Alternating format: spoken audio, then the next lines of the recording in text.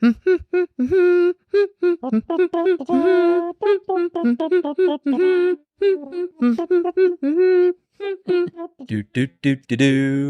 Welcome to the Friends with Benefits podcast, a business podcast about revenue-generating partnerships, not a podcast about business time with friends. We're your co-hosting couple. I'm Jason. And I'm Sam. Welcome to the show, friends. Howdy, y'all. Welcome back to Friends with Benefits. We're good here. We're happy to see you, happy to hear you, whatever we're doing on the podcast world. We've got a good friend with us today. We are happy on a Friday. Aaron Howerton, the Partner Ops Pro, Partner Ops Partner. Welcome to the show, Hi. friend. Thank you. I'm so glad to finally make the list. I was telling Jesse earlier, I think what had to happen is like you got through your premium list and now you're like, great, let's get that second tier talent in the door. I'm just No. thrilled to See, be here. We've heard this before. Great. It's all wrong. It's backwards. What we had to do is we had to perfect the art of the podcast and get this thing right before we brought in the real people. So you've got two true. podcasts, man. Like we got to be on I our game appreciate for that. this. I mean, I listen appreciate back to that. episode 1. We were true hacks. Yeah. Everybody See, is. now Everybody is. we've got about 30 episodes under our belt. We know what we're doing here. Maybe Yeah, At least we sometimes. think we do. Yeah. It's fun though. So I'll tell you with this. this I've been intro part- binging, right? I've been binging to kind of catch up because full confession, in my private life, I typically don't listen to work podcasts, even though I have two that I'm a part of right now regularly. Guilty as charged. It's just like sometimes when I get off work, I don't want to hear another thing about partnerships for Yeah. the weekend, right? I want Same. to So separate. what do you listen to outside of work? Outside of work podcasts, right now I'm currently binging one called Stuff You Should Know.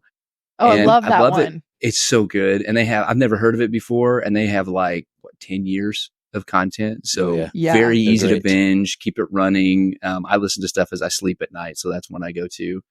Before that, I think it's a lot of stuff people on here might have listened to. There's one by a guy named Grant Baldwin that's called, How'd You Get Into That?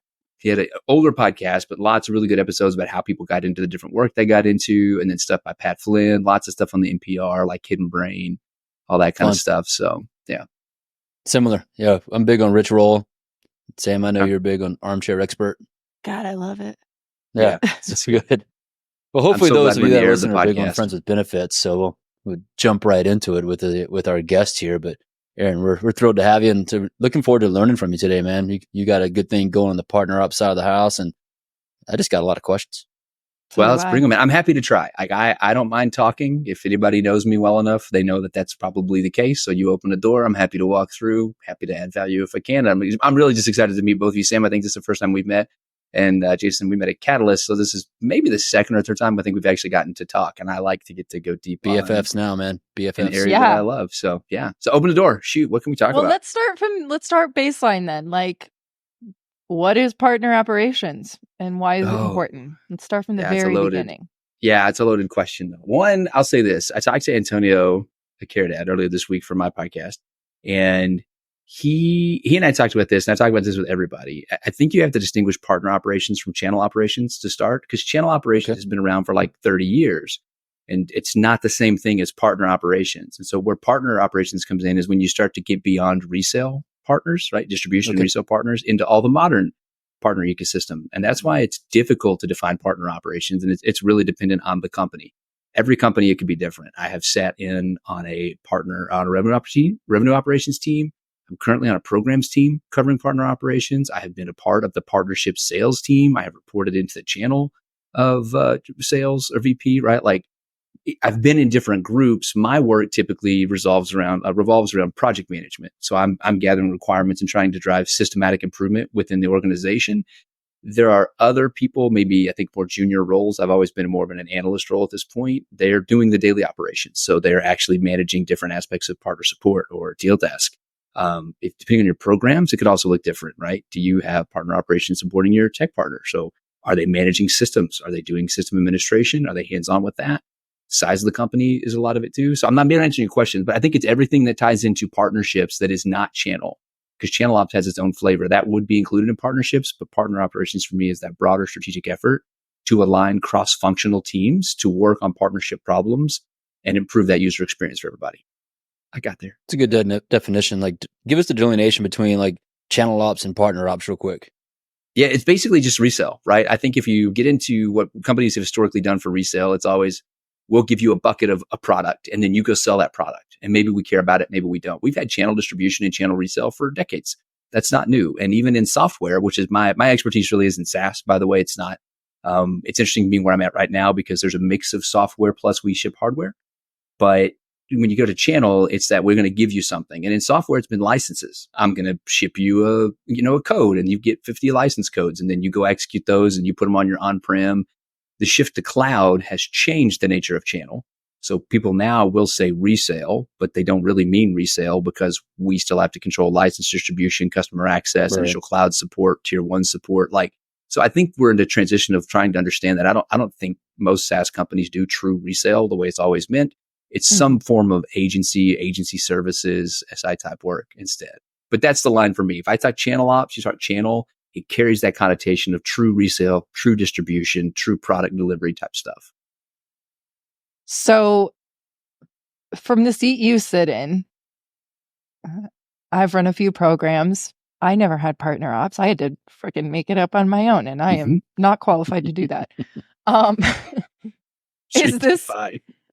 Is this a like most people don't have this? Do you think it's considered a luxury for most partner programs? Oh, I'd love y'all's feedback on that. I feel like it's a necessity personally. And that's one of the questions I ask everybody that comes on my show. Like if you think about when, Tim, to your point, without a partner ops person, your program people are your ops people by default. So every program person I know has had to have some level of exposure to ops. Most of them, almost without exception, would say, I wish I had someone in this seat sooner, but it hasn't been considered a thing because we're still developing a lot of these modern rhythms, right? What does it mean for tech and ISV partners? We're still debating what the commission splits on referrals. Like we still don't, despite like maybe, I don't know what, 10 years in these different rhythms, like we don't have good definition. I've been in partner and channel ops for 5 years myself. And in that time, I'm seeing, like, I'm just now the past year and a half starting to meet other people that have this title. We are always excited to meet each other because of that very same reason. Like we are a luxury at these companies. We feel like we should be a necessity. We are 6 to 12 months late in the door. And every program person we meet wishes we had been there sooner. So yes, it is a luxury for a lot of companies at this point, but it should be a necessity. It should be an early stage hire. I agree. I wish it was an early stage hire for so many people. How I'm going down a little rabbit hole here because I'm just so curious. From your perspective, an alliances person gets hired. That's often like they're often a solo person at a company. How do they make the case to bring on somebody like yourself to like talk to me about what you mean by alliances? Because when you say alliances, I think strategic alliances. So I'm thinking Salesforce, like Salesforce Alliance, Microsoft Alliance, Adobe Alliance, all very specific different rhythms for that partnership. Is that what you're thinking? Or do you mean alliances in the broader partnership sense? Let's say broader partnership sense. I mean, the world I live in is exactly what you just described, but I think partnerships at large is more relevant. Now, I think justifying partner operations is really getting critical and crystal clear on your process. If you don't have good documented processes as a program lead, like you know how to do everything, but until you start tracking your work, it's just like anything else. Like we need to justify the program. Well, we can't do that without attribution. If you don't get to attribution, you're on the chopping block. We don't have any proof. Tracking your work for a program person is also difficult. Most program people that I know that are really good at that stuff, and I say program, I'm a program manager. We have partner managers, right? But the partner managers and people in early stage building, they're salespeople a lot of times. It's relational for them. And that's not the best personality to be like, great, let me get like really detailed minutia on my work. So basically you just have to prove this preponderance of work. Like, great, I can't add more relationships because I'm too busy managing deal reg for these 6 partners, for example. So I think it's just evidence-based, just like anything else. You've got to start collecting your data. You've got to get rigid on that and start to pull out those use cases and identify like, here's where I'm slowing down. And push back when you get asked to take on new responsibilities, which is sometimes hard to do. Just say, hey, I'm at capacity, and then pressure test that system every chance you get to prove and get those breakpoints and get those crystal clear. I feel like to the question we were just answering earlier, like it is a necessity to those programs that are kind of scaling, right? That have a lot of partners, that have a lot of needs for ops. Some of the smaller ones, right? Maybe more of a luxury, not necessarily a full-time role right now. It could be a fractional ops or rev ops role. like in my positions, I've always just kind of had, like, we'll call it 30% of a RevOps time, which doesn't always, equal, quick success. Like, we built some really great processes when I was at Drift, but it took a lot of time. It's only got 30% of this RevOps guy time. Yep. And then you have to spend time on that, explaining to the RevOps person what you're trying to achieve, right? Like, their background with RevOps typically is not partner focused. And so they're coming with a direct mindset. That GDM focus may be familiarity. If they're true RevOps, they get CS, they get marketing, they get sales, but RevOps doesn't necessarily inherently include partner operations yet, which should. All these roles, all these personas should have awareness of partnerships, but they don't. That's where I spend a lot of time operationally when I show up at companies. A lot of times it's knocking on those doors to find out, hey, what have you got going? Oh, did you realize it's partner rhythm? Do you realize we need to prioritize that, or we could do ABC? So it's connecting the dots for these folks who might be doing some of the work, but they don't realize it. And it's less about me personally taking ownership of, like, I don't want to own daily rhythms. I'm not an ops because I like to do manual work at all. I'm an ops, I've realized, because I have ADHD and I cannot ignore bad process. I don't have the executive function to do it. Lots of people can endure bad process.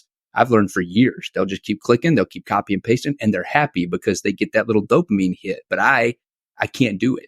So it's forced me into ops, and I don't want to do it anymore. I just want to automate. I want to make people's lives better.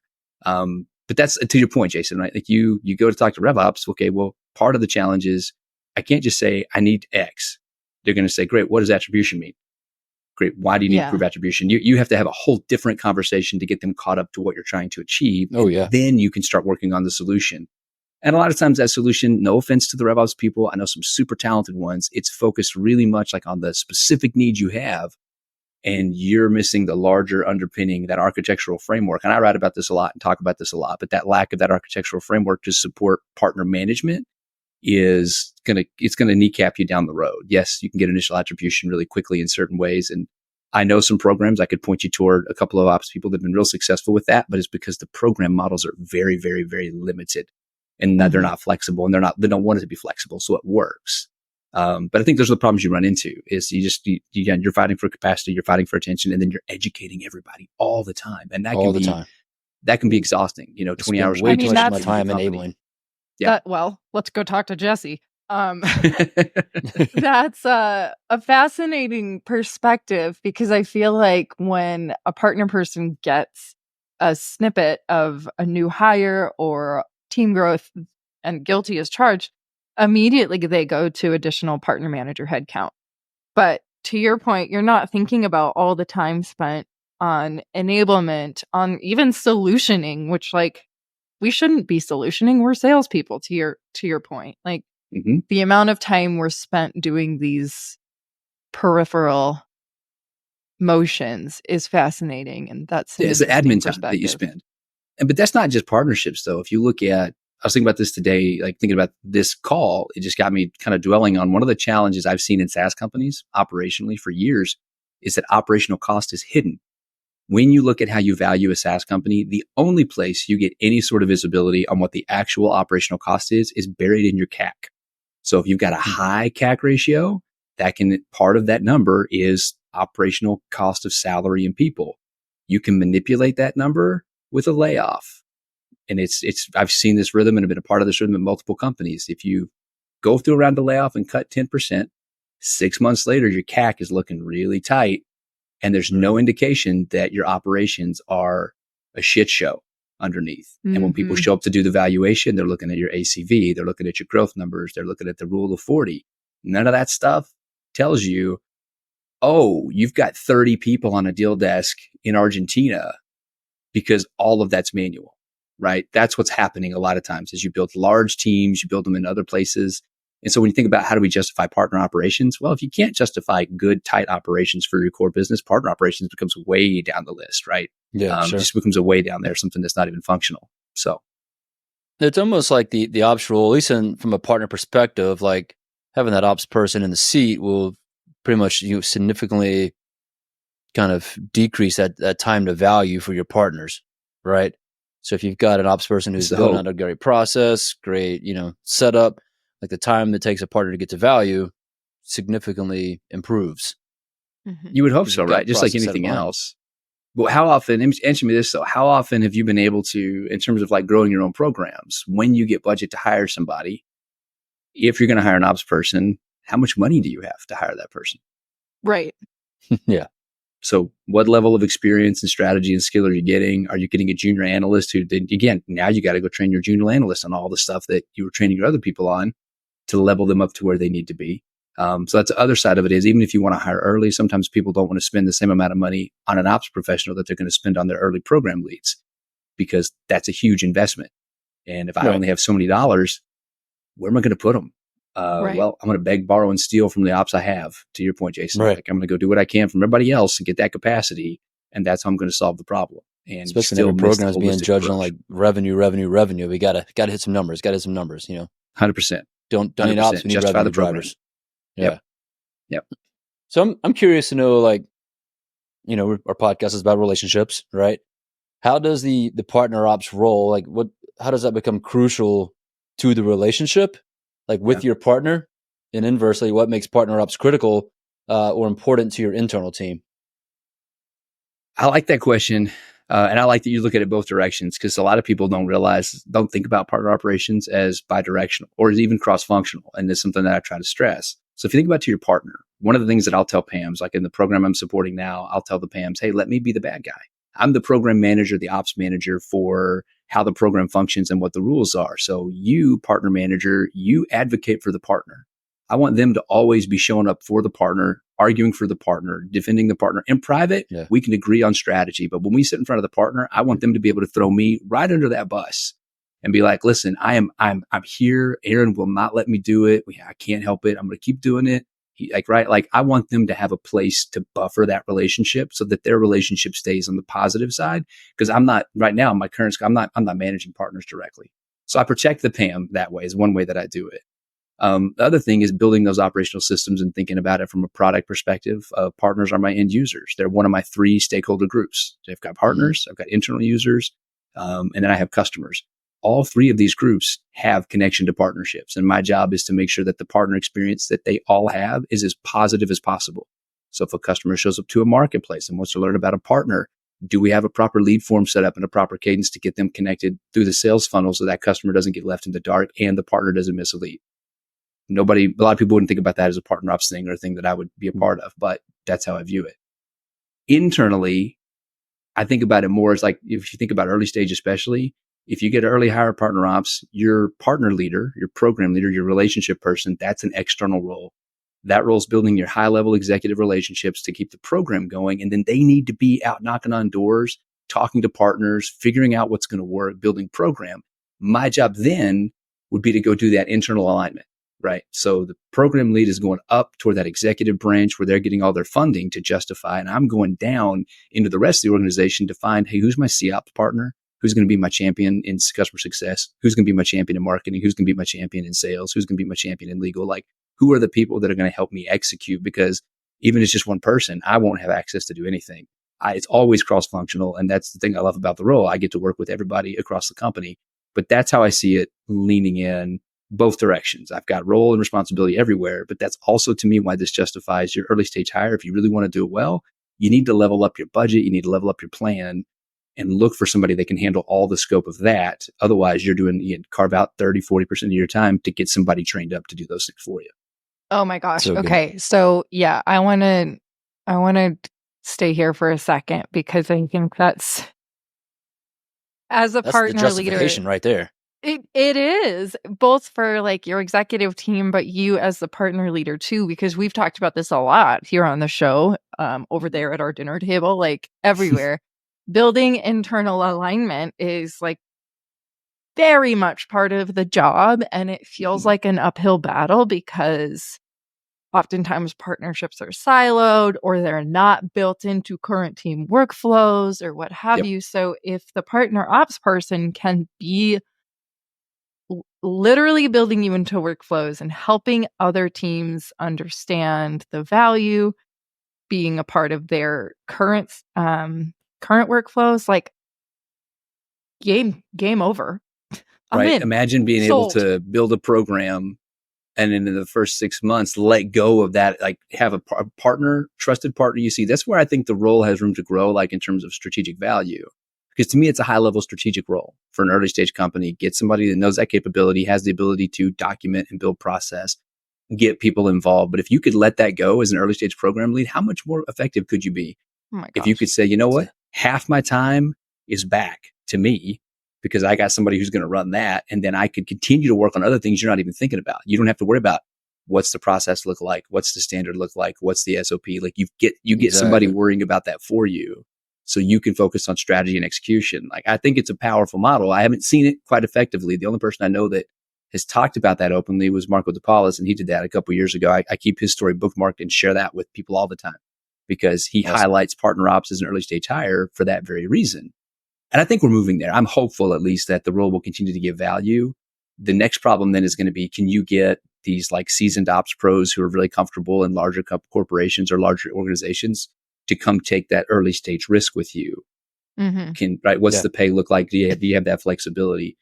Frankly, for me, I'm a single income family. I got 5 of us that all rely on me to cover all the bills. So it's just a real conversation you have to think about with the risk. But I'd love to see that executed and really done well. And I think that becomes that rinse and repeat model so that it becomes integrated from day one. And it's not this startup in a startup I think it's going to mentality, have which to me be, is especially risky. as the partner program gets a more of a seat at the table and more expectation. Like to your point, and I've talked about this in my consulting opportunities all the time. Is like the partner leader needs to be focused on like how to create those revenue driving tactics if that's what they're being measured on. It shouldn't be in the weeds around like attribution, tagging, tracking, and all the necessary ops things therein of like deal registration and everything else.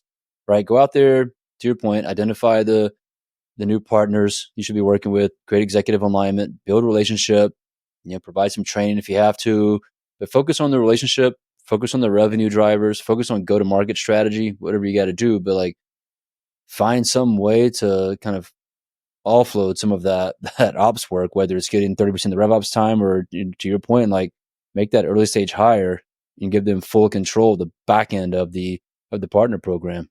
It would be an interesting opportunity. I'll say most partner ops people too, at least the ones I talk to, we show up because we are in a different seat and these projects kind of show up or we get aligned and we get that's how I was in enablement first. And we had a PRM project that was going sideways. And I thought the VP made some really big promises in one of the meetings. And I just called him right after and I'm like, how are you going to do that? He goes, what do you mean? I was like, you have a CAM in Romania who's also still a CAM managing partnerships with sales quota, trying to do an install with a vendor in Utah.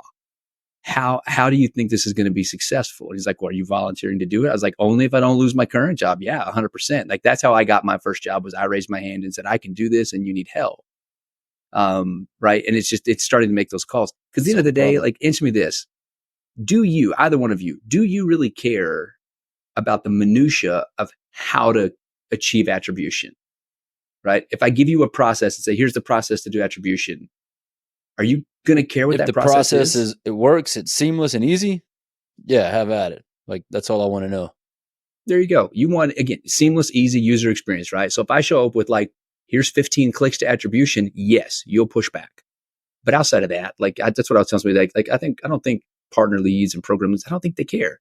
They're not worried about what the process is. They need to know what it is because they need to know how to achieve their goal, which is a different conversation. So, yeah, and I mean, I care because I've had to build it, and I'm like, it's now I'm super passionate about like the attribution that goes into it, and I will get on a soapbox anytime somebody offers one. But to your point, I think just having people start anywhere is better than nowhere. So let's go there for a second because this is really a hot conversation. Lots of people are talking about quote unquote operationalizing their program. From your perspective, it's me. From your perspective, what needs to be in place? Like, what are the core principles that you need to tactically operationalize? Operationalize is one of those fun buzzwords, right? Because I think intuitively we all know that it means we need to build process. we need to operationalize it and take it out of our hands and reduce the manual work. But the reality is that we typically sacrifice automation because it takes longer. It's more thorough. It takes longer to build, longer to develop. And sometimes we have to go right now. So for me, if you want to talk about operationalizing a program, I think that you need to establish your core principles tied to your company. They change. For me, I'm a product owner. My background is product ownership. I was 2 years as a product owner. So I've got Scrum and Agile training. And I kind of bring a lot of those mindsets to the table in terms of what are my core principles for building process and building operations. I prefer shipped process over heavy documentation. I hate SOP. If your rule book for doing things is built in an SOP, that means your systems don't support your process and you're going to have breakage. If I have to go to the SOP to figure out what my next step is all the time. Can you define SOP for people that don't know? Standard operating procedures. Right. It's that big, thick sales policies and sales, whatever you may call it. I've heard it different called like sales policies, sales playbook, whatever it is that rules and guides what you can do and when you can do it. Mm-hmm. It's nice to have that written down and have that acknowledged.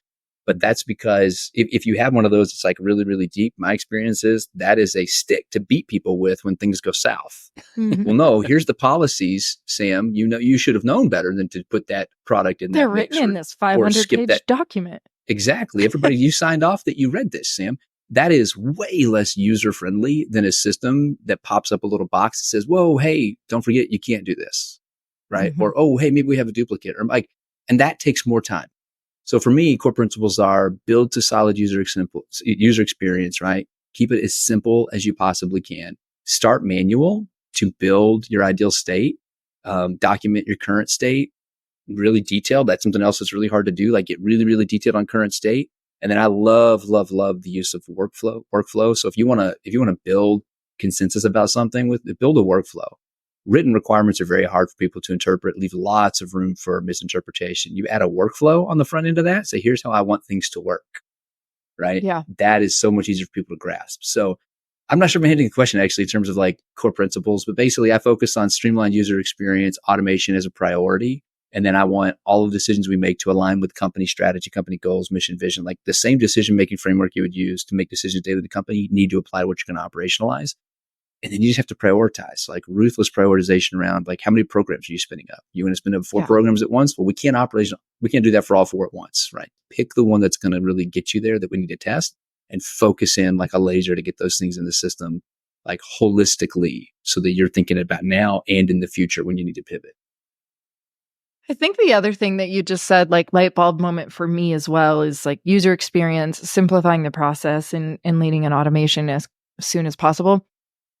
If you like peel back the onion and anybody that's listening that's been in a partner seat and you try to bring this process forward to sales, there's probably a deck, there's probably a process document, and it probably never gets implemented. It's buried deep in high spot somewhere.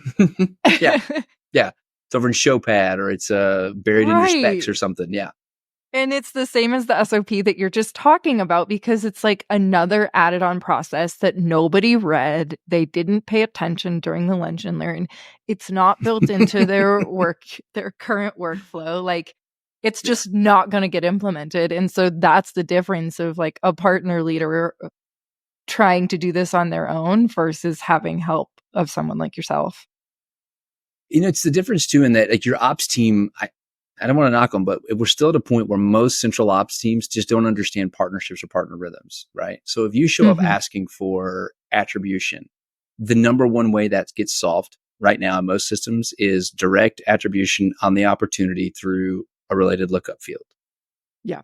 Or worse than that, I would say if it's faster, they'll build a multi-select pick list and start dropping partner names in there because they don't want to use a related field. Like it's horrible that you can scale those models to a point, but you are missing the underlying things that you need to support program management. And that's a huge gap that loads and loads of companies miss because that takes a lot more time to think about and get built. And when I talk to people about like their roadmap to attribution and real success, it's like a 6, 12, 18, 24 month roadmap to really get CRM where it needs to be for partnerships because there's not a CRM in the world that natively includes partner rhythms out of the box.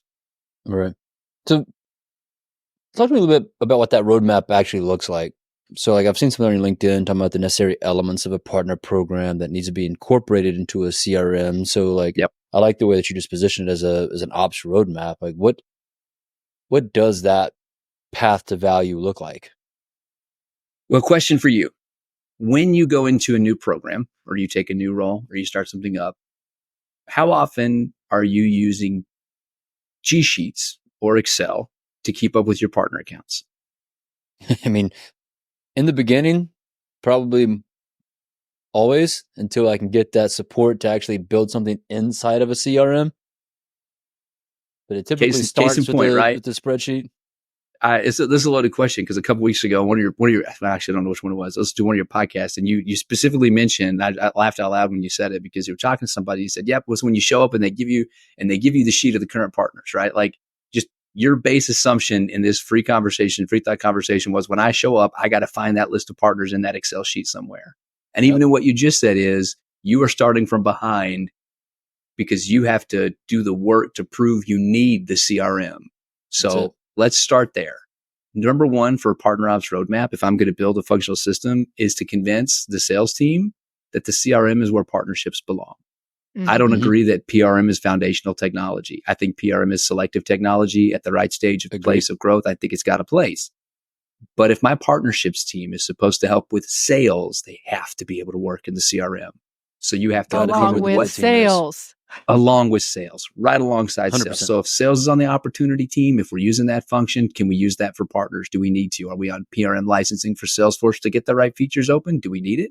There's a lot of questions. And that just, like, I'm a Salesforce guy. You guys know that too. So a lot of my context comes from that. But as I told somebody in the PO chat the other day, like the principles for building your partnership effort in sales, Salesforce, HubSpot, Dynamics, they're all the same. Mhm. What you need to functional partner. So you need to be able to manage your accounts. You need to be able to manage programs. You need to know which partners in what program. You really need to know, like, what's the comp method? How are we going to pay them? Do we want that automation in Salesforce, right? Where are we going to figure that out? Are you managing partner recruitment? These are all core rhythms that you start outside of the system typically. And then Right. to your point, Jason, once you build roadmap, they go, great, we need attribution now. So when you show up and you start asking for attribution, that's the only thing that RevOps thinks you need. They're not looking at the fact that you're managing your partners and your programs and your activity and your recruitment all over here. And they're not asking you if you need that. And you're not thinking about that because the attribution is what the C-suite wants to justify your program. The C-suite also doesn't care about all these other things that get you to attribution. That's right. So when I build Oh a my roadmap, I'm going gosh. back to those core basics. It says, what about all this other activity that we need to track? Just like a regular sales process for a customer. Yes. It's Yeah. the exact same. It's the exact same. Man, I have this conversation with my customers all the time. It's like, what are your goals this year? And it's always a number. It's always, $1 million close one revenue partner sourced. Okay, great. What are you going to do to get there? And how are you Yep. measuring that? And How many nobody partners do you need to hit knows. that goal? Yeah. Right. And how many partner meetings do you need to have? And how Mm-hmm. many intros? And all of, like, man, here I go on my soapbox again. But like, Hop on it. there is, I'm here for it. It's yours. there's room for 3. Come on, guys.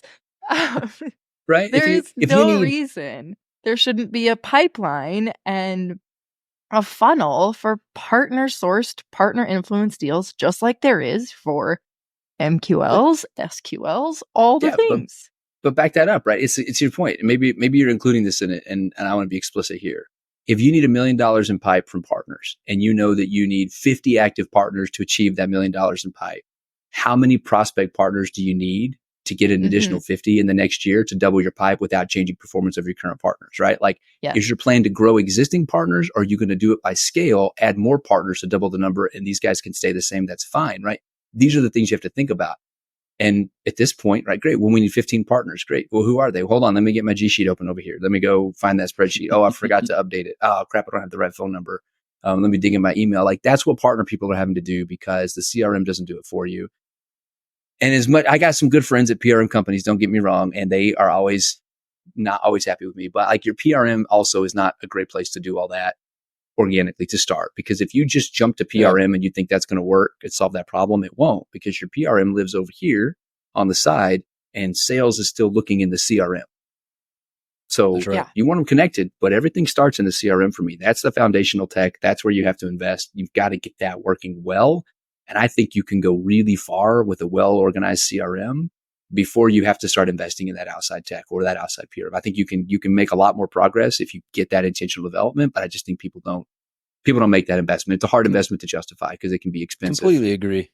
Yeah. Like, I'm a firm believer that you can scale your program with the whatever amount of partners you've got right now, but you've got to have the ability to push your data strategy and tactics or whatever it is inside of your CRM, inside of your marketing automation platform, like the places where your field team is already existing. And I think the importance therein is like they're probably not using any of your partner strategy or tactics right now because they don't know what it is. It doesn't exist where they exist.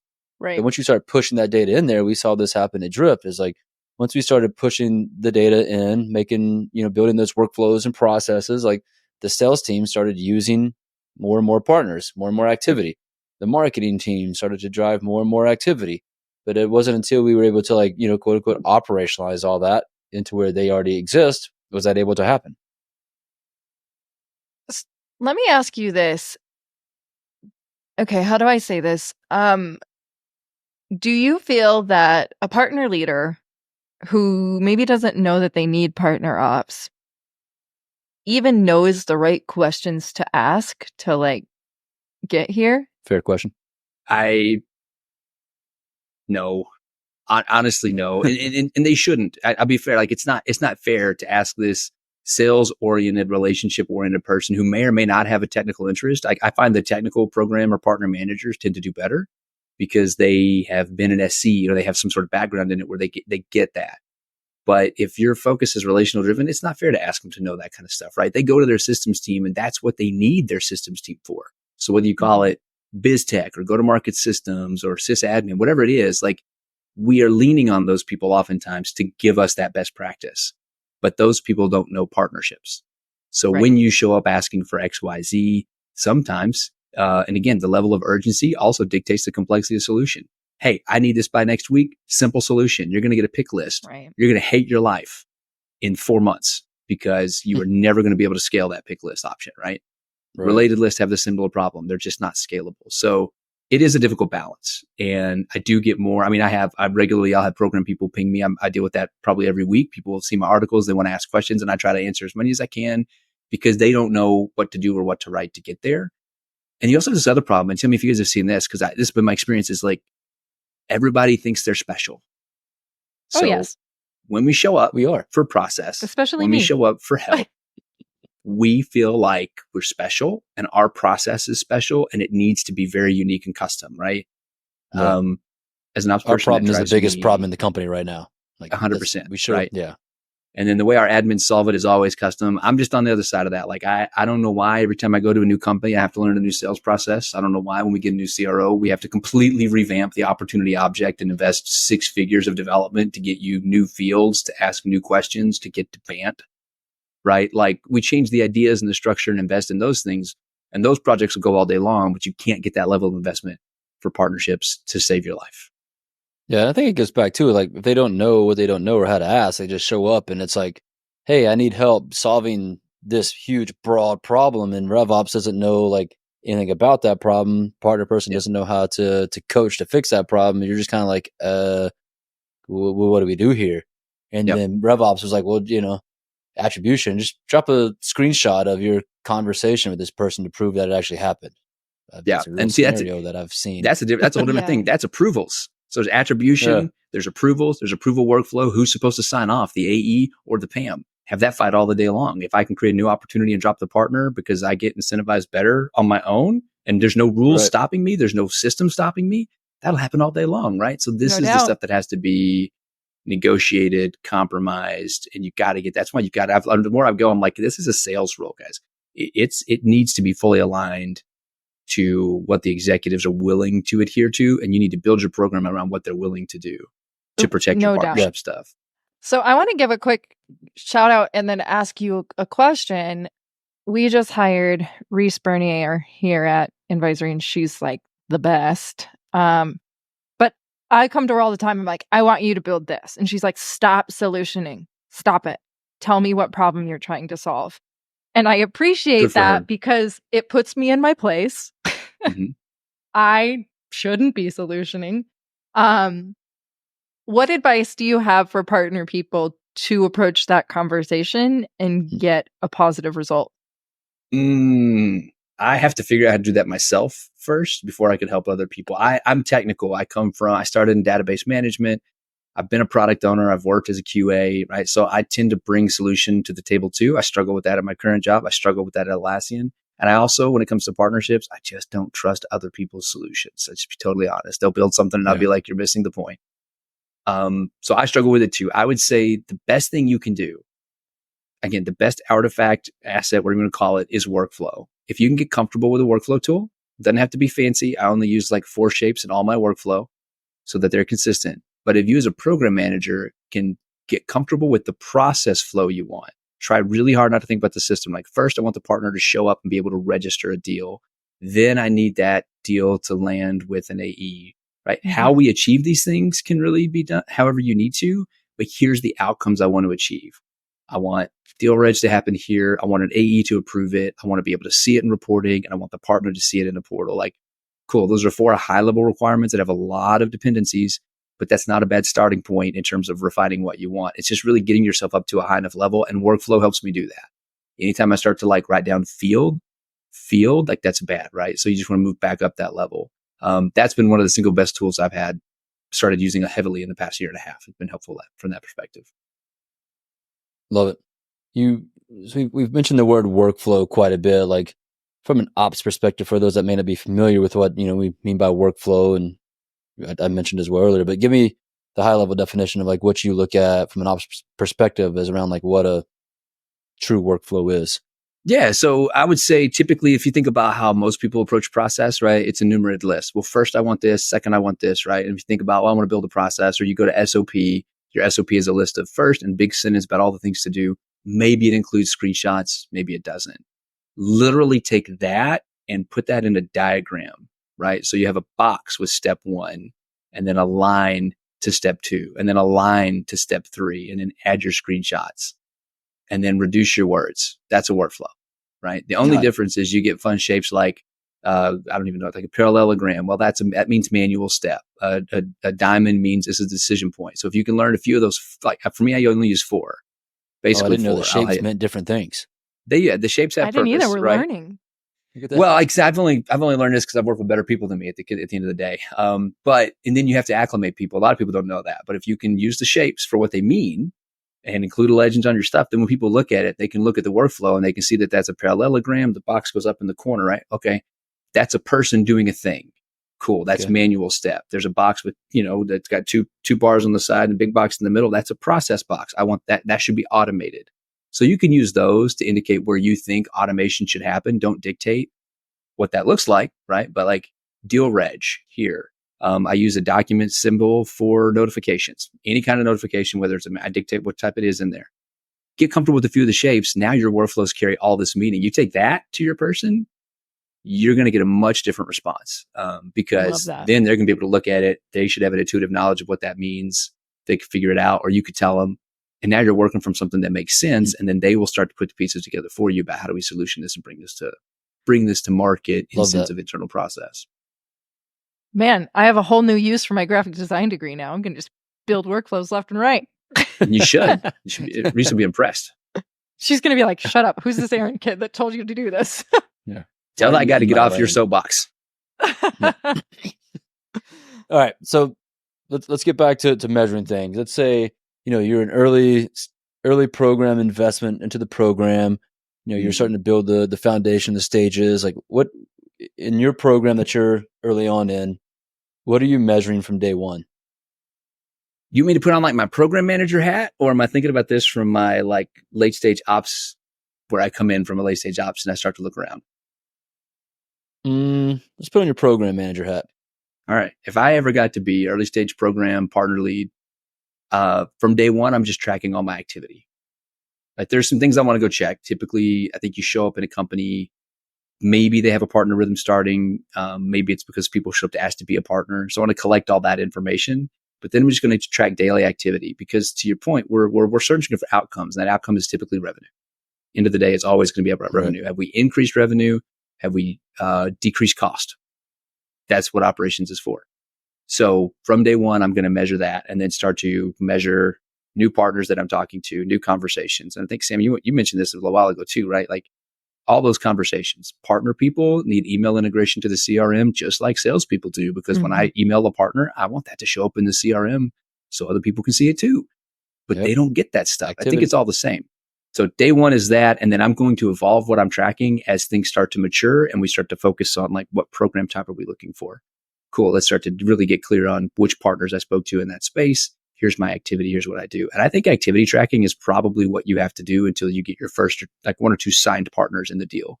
Because what else do you have to track? I'd love to know what else I should be thinking about from that perspective. Because to me, that's going to be everything. I need to prove I'm doing work. I need to justify this to somebody, show what I'm moving toward. I'd love to do it in the CRM, but I'll do it in a wiki or a Word doc or something if I have to, until that first partner shows up, where now we can actually start to track like inbound leads, outbound leads, other metrics. In those early stages of tracking, how crucial could a partner ops person be in identifying and really just nailing who the ideal partner would be to work with? That's a good question. Your like ideal partner profile typically comes from your sales end, right? I honestly have not done a lot of work on IPP development or looking at IPP. And part of it is because I think that's maybe a newer concept people are working with. So established companies, early stage, like Corey's approach, Corey Snyder, like his approach to this, like with agency, I think work is like, great. We're going to bring them all in. We're going to sign them all up. And then you're going to let your IPP develop organically. Right? Like we're going to see which ones work and which ones don't. So that's where your ops person or your analyst, whatever you call it, if you're tasking them with that, hey, great, start to pay attention. Let's look at that profile. They could be super critical on that because now you don't have to think about it. You can keep going, building relationships, driving growth, driving sales, and you could pass that off to, hey, let's go do that. So I think they could be really critical in doing it. I also don't know that a lot of them get to do it because we get stuck with the retroactive. When we show up, typically it's because somebody bought some tech that they need turned on and they're having a hard time doing it, or like we're retroactive hires lots of times. We're here late. We're here 6 months to 12 months too late. We don't get to participate in those decisions and we're trying to fix broken stuff. And so sitting in that retroactive seat makes it very difficult to get into a proactive position of, great, now let me help you think about your IPP. That falls to PAMs, that falls to program manager over your specific program you're running and things like that, at least in my experience. I want to go back to something you said a second ago about activity tracking. I find that fascinating and I completely agree. Now I want to like put a poll up on LinkedIn of how many partner leaders are actually doing that, because I bet it would be not a lot. Yeah. Yeah, I'm guilty. Well, it's because we don't have the processes in place to do it. So like there is literally nowhere for us to do so. But I mean, it's your calendar, right? Even like I just said, it's my meetings. I can look over my meetings and show you who I've talked to. That's something, right? Or to Google Note. Like initially, you're not going to have the things you need and you don't know what to track and you're not going to have accounts. So 100%. But to your point, Jay, I don't know that. I don't know many that do or that would think about it that way. Or like even as simple as how many partner teams are using SalesLoft or, any sort of the like systems that typically would be in place for a sales team. Well, let me ask you this. Your opinion, most companies have process intact for a sales team. For a partner manager, pro or con to start using those same technologies and processes for partner programs? If you don't have partner accounts in the CRM and a model for partner accounts, which includes like the account record type, your custom page layout, then those tools aren't going to help you. So I think, again, for me, it just goes back to foundational architecture. Yeah, I think those tools are great. I think they absolutely have a place. But this is also where tools like Superglue, what Rob's doing at Superglue, super critical. Now, he will tell you, and this is what I think I like about Rob and his approach, is if your CRM isn't ready, he can't work with you. So if you don't have certain markers in your CRM for him to use, he can't work with you. He has to turn people away for that. And I love that because lots of partner tech will just sign you up. And then you figure out afterward, we don't have the architecture. And now you've already paid, your license starts now. And you can launch whenever you're ready to launch. And then it's on you to go sort it out. I've been in that position multiple times. And that's been my job, is to get us caught up, fix all the stuff and get the thing live. So I think it's tough, Sam. I think they need the tools. I think they should be respected and treated just like your salespeople. I think they can be useful. But when you have to go into sales tools and sales systems, you are restricted by sales policies. Yeah, for sure. Rob's tool is a partner tool. Rob's built it so he needs your CRM data. He needs your contact stuff to be clear, but he's built it intentionally to give partner teams room to build their own. And that, I think, is critical distinction. So yes, it'd be great, but you have to respect the partnership team as much as you do the sales team. And if we can just not compete with their data points, not compete with their architecture, anytime I can do that, I get the freedom to build whatever I want, as long as we have some alignment, and then we can go a lot faster in the space that we need to. Yeah. The other thing I think that was really fascinating. Sorry, Jay, I'm just on a train of thought here. Get it. On your soapbox. The activity tracking. I am a huge proponent of this. We have something in advisory that helps with this, but the activity is on a person-to-person level. And oftentimes that's not talked about or tracked. It's a partner-to-partner level. And I think that's a huge miss for partner teams in measuring where their pockets of influence are. Like, I have a great partnership with Salesforce versus I have a great partnership with Jason at Salesforce, and he is driving revenue for me. Talk about, and that isn't traditionally tracked in G Sheets, to my knowledge. If somebody's doing that, it's in your Gmail. God bless you. Yeah. So your perspective on that, contacts versus accounts. Well, Jason talked about this week, didn't you, Jason? Did you have a post about that? Like, let's go build those inroads with people. So I mean, I agree 100%, right? My growth as a partner professional, my growth over the past year and a half specifically is I've been able to actually find a network and grow some influence in this space has been because of people to people relationships, not companies. And if you ask me, like, Aaron, what tech would you recommend? I don't recommend tech. I recommend people, right? Like, I like Rob's solution, but I like Rob as well. Right. I trust Rob that is going to try to take care of his customer. Right? So I value Rob and his values as a person, what he does with his company. Same thing with Jesse at Fluency. I know some good people at some of these larger companies, and I would trust those people, but I'm not necessarily there for the tech. I don't think it's any different to what you're talking about. And I think you're right. If you think about ABM rhythms, like a common trend right now is, we need to be ABM, account-based marketing. So that's what 6 Sense does, right? I liked working there. That was fascinating. We're going to roll up ratings at the account level. We're going to stop thinking about leads. We're going to focus on the account at the account level and then target those people. So I think we're moving there, right? But it's the same thing as, do partners work under ABM because now partners have to register a lead, right? That's architectural stuff that I've worked in almost every company I've been at. But I think it goes to your point, Sam. I don't know how many people track it. I know that it's happening in email. I don't think we'll ever get rid of email, for example. Like, why do we keep trying? Everybody's going to keep using it. So why don't we have better tools in email to keep up with this stuff? But it's that person-to-person level. If you're not integrating email to your CRM against the contact, then you don't get that tracking where somebody else can see it. And again, it's back on you to keep up. Like, you've got to have your calendar documented or a sheet somewhere. And I just think about that because from operations perspective, I'm definitely in a cover your ass mentality.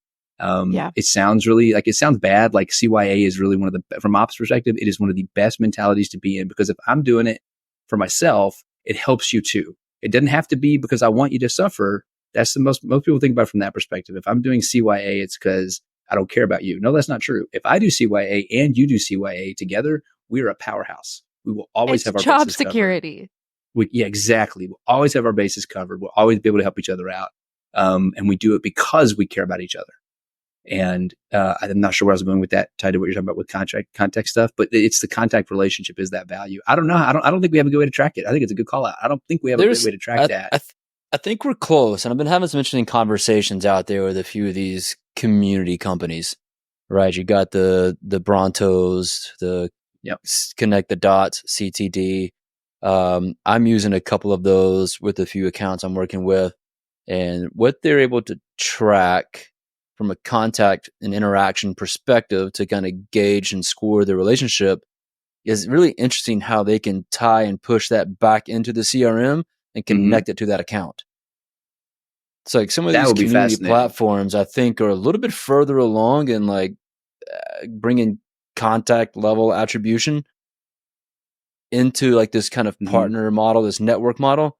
And there could be a really interesting scenario in which they figure out how to provide that contact level activity into kind of what we're building from an ops perspective within partnerships. That would So be I've been really kind of watching fascinating. that closely, especially like I've got CTD connected in my Gmail. I've got Bronto that I'm connected in, and I'm kind of quite fascinated in what they're able to provide from a contact level data perspective. Essentially, because I haven't seen that really applied to partnerships, but like think about Sixth Sense too. When I was at Sixth Sense, one of the conversations we had was like, great, how do we use Sixth Sense for partner discovery? We got it for customers, right? We're tracking all that. We're doing all the work to rate customers and stuff, but how do we build and could we build a model for this that actually helps us with partner discovery, partner engagement, servicing the right partners through that same level? I think it's possible. I don't know how much work they've been able to make since I've left there on that, but that was one of those conversations. And that would rate back to the same thing. Like the only thing I've ever seen so far is LinkedIn. We'll get the LinkedIn integration. So now I can check my network connections to those things. But Sam, even with what you do at Salesforce ISV, right? I know that like a Salesforce Alliance manager is only worth as much as many Salesforce people as he knows or she knows at the company, Well, right? I mean, your example with Salesforce and how you manage contact level data within Salesforce is pretty interesting, Sam. Yeah, You're well, kind of doing that within Salesforce. That's what I mean. Like, so for these large alliances, if you really commit, they can drive a boatload of revenue for you. Yeah. But it's not going to happen on the account level. Like, and there are 10,000 sellers at Salesforce. So you have to have a way to track those individuals and the revenue that they're driving for you and the relationship that you have with them. So yeah, like that's what we have at Advisory for our customers. Well, for anybody, it's on the App Exchange. But if you are driving these large, and it's applicable to small partnerships, but people do business with people. They do that's the 100%. I think that's what we get back to. People do business with people. The older I've gotten, I know a lot of mentors. I grew like through my career and stuff. So like for me, getting connected to people and understanding the value of networking, the give to get concepts, like these have been really, really valuable. I feel like I've been super late to the game, but when people show up now and they're like, hey, would you look at my resume? I'm like, yeah, I'm always happy to look at your resume, but how many people are you meeting every week? Like, what do you mean? Like, if you want a new job, how many people are you talking? Like, how many new people are you meeting every week? They're like, well, I'm not getting interviews. I said, that's not what I asked. Right? How many people are you connecting with to get to know them, to ask questions about their space? It's like, because that will, if you spent an hour and a half a week meeting 3 new people, I think you will get a new job faster than applying to 100 jobs a week through aggregators and all that kind of stuff. Hands down. No could talk about this all day long. So you're not wrong. I think it's definitely relational. And I think that's where, but again, to go back to the very beginning of the session, I think that's what makes partner ops successful in early stage companies too. Like you need to hire an ops person that is relational, that understands that strategic value to go build those internal alliances so that you can go build those external alliances. The contact tracing, I think, is interesting because when you think about like partner deals and attribution, typically you're right, saying like, oh, great. What was the partner performance this year? Can we please, like, if we could just get to know how well that partner performed and we could give them their total and the revenue they impacted, that would be a huge, huge win for people. But wouldn't it be cooler if I could look at it by partner, by program, and partner rep, right? Like, here's the partner reps 100%. That have outperformed globally within each program, within each account. These are the people at these partnerships that we need to go like bring into our president's club, for example, because Jason, we know Jason's attached to, 1.5 million in revenue for our company that we would not have had without him. We need to give Jason something too, not just the company, but let's focus on Jason. There's an app for that. It's on the App Exchange. It's called Partner. Not too subtle though. Don't be too subtle, Sam. Let's really be clear. Yeah. Yeah. And the other thing too, though, just really quickly to bring this home, I think a lot of people start partner programs. They think they can automate them and scale them and create a flywheel. And that's the golden state we all want to get to. And I think you need these partner ops foundational pieces in place to do it. But at the end of the day, if you don't have somebody that's out there like executing and building these relationships and like, it's not going to happen. I mean, you got to put in the work. 100%. Ops is not a first hire. And I think I would say if you're hiring a partner program lead and you've got limited budget, definitely vet their ops background because you're going to rely on them to build it, to set that foundation for you. But what I'm getting right now, and this is really consistent, the feedback that I'm getting from partner and program leaders who are doing this kind of work, like they would like ops to be a second or third place hire in the program, largely dependent on like what type of program are we and what kind of internal buy-in am I getting at the start, right? If you've got high internal buy-in, you can push your ops hire down the road a little bit because you got better buy-in, better support. Teams are trying to learn. If you've got limited buy-in, then you want to bring it early so that you have a champion to go help you build that consensus. And you just have to, it's job by job. You got to think about what's happening with the program. But ultimately, I do agree with you. Like, it all starts with relationships. Even in partner ops, it's all about relationships. It's internal buy-in. It's internal relationships. And so for me, getting better at that, developing those few key principles in architecture, like I'm doing the same work now that I've been doing for 3 or 4 years, fixing similar problems. It doesn't change. So trying to bring some standardization to the industry is one of my goals, and trying to champion that visibility for partner ops. And I appreciate you guys having me on today, because it's always nice for me to get to talk about this and build this up within an audience of program people, because it's amazing to me how many people still don't look at this and understand what it is or how they could use it or why they need it. So I just appreciate that chance to shine a light on some of that, because there's lots of really talented people right now that are still looking for work and looking for opportunity that would be phenomenal assets to this kind of place within the company. Love it. This has been a fantastic conversation. I feel like I've walked away with a little bit of more knowledge than what I had coming into it. So I appreciate you opening the curtain for us. This has been really great. Yeah, well, I like the challenge and the different way to think about things. It's good. No, it's awesome. You handle it like a champ, man. Now, thanks for having me. The final question for you. We've run this poll on LinkedIn a few times, and curious to hear your answer here. Yeah, kind of hit a thing. You work from home. Are you a shoes kind of guy when you work from home, or a barefoot kind of guy when you work from home?